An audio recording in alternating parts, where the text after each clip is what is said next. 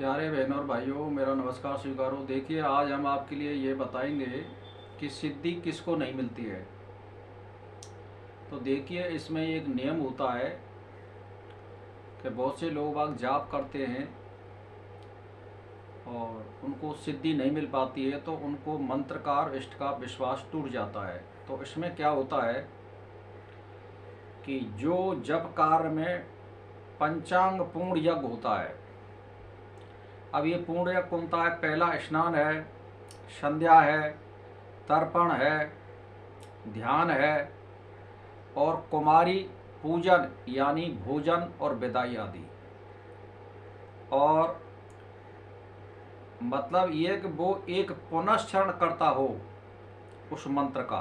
पुनश्चरण का मतलब है कम से कम 24 लाख का जाप होना चाहिए, तब वो पुनश्चरण माना जाएगा। और उसमें प्राणायाम भी डेली उसको दोनों समय करना पड़ेगा और दोनों समय उसको स्नान का नियम बनाना पड़ेगा और एक समय पे जाप करना पड़ेगा शुरू। डेली जिस दिन से आप पुनश्चरण आरंभ करोगे और कितने दिन में आप, या 1 साल में या 1.5 साल में या 2 साल में आप उस जाप को कब कर सकते हो, या 6 महीने में। तो पहले नंबर तो ये है कि आप अच्छा सा उसमें मुहूर्त दिखा लें, जैसे रवि पुष्य योग या गुरु पुष्य योग और लाभ अमृत घड़ी आदि दिखा करके, राहु काल बेला बचा करके आप उसको आरंभ करिए।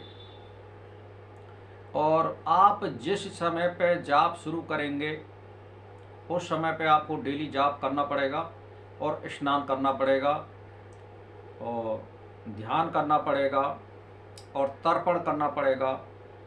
और फिर उसके बाद में यानी कुमारी भोजन यानी भोजन करना पड़ेगा कुंवारी कन्याओं को, यानी 11 साल से जो नीचे की जो कन्या होती है उनको संतुष्ट करिए भोजन करा के और उनको विदाई भी दीजिए। तो ये क्या है, ये देवी पूजन की एक विधि है।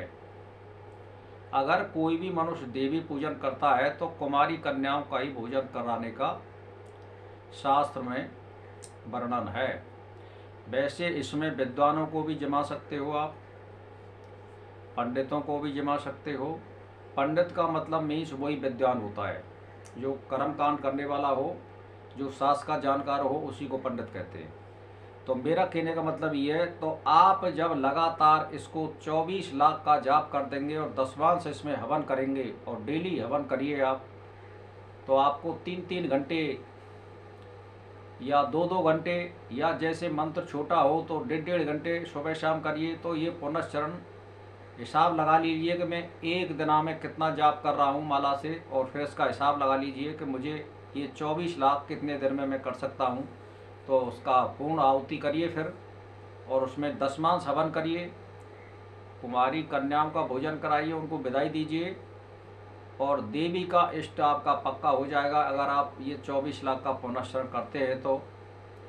बशर्ते एक ही बात है, अगर इस पुनश्चरण को आप पीपर के पेड़ के नीचे या बेलपत्र के पेड़ के नीचे अगर इसको करते हैं तो बहुत शीघ्र सिद्धि मिलती है, दृढ़ विश्वास इष्ट का हो जाता है और आपके लिए वैभव और खुशहाली देने वाला पुनश्चरण प्राप्त होगा।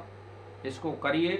तो मैंने एक ही बात बताई है कि इसमें स्नान, ध्यान, तर्पण, प्राणायाम, एक ही आसन होना चाहिए। जिस समय जैसे मान के चलिए आपने आसन कमर का ले लिया तो वही कमर होना चाहिए, वही जगह होनी चाहिए, इसमें बदलना नहीं पड़ेगा। जो आप शुरुआत करोगे तो वहीं पर आपको, जैसे वहाँ पर जाप कर रहे हैं पीपर के पेड़ के नीचे, आपको वारे ज्वारा वारी करके यानी उसको लीप वगैरह पोत करके गाय के गोबर से उसको शुद्ध करिए और धूप दीपक जलता होना चाहिए साधना में।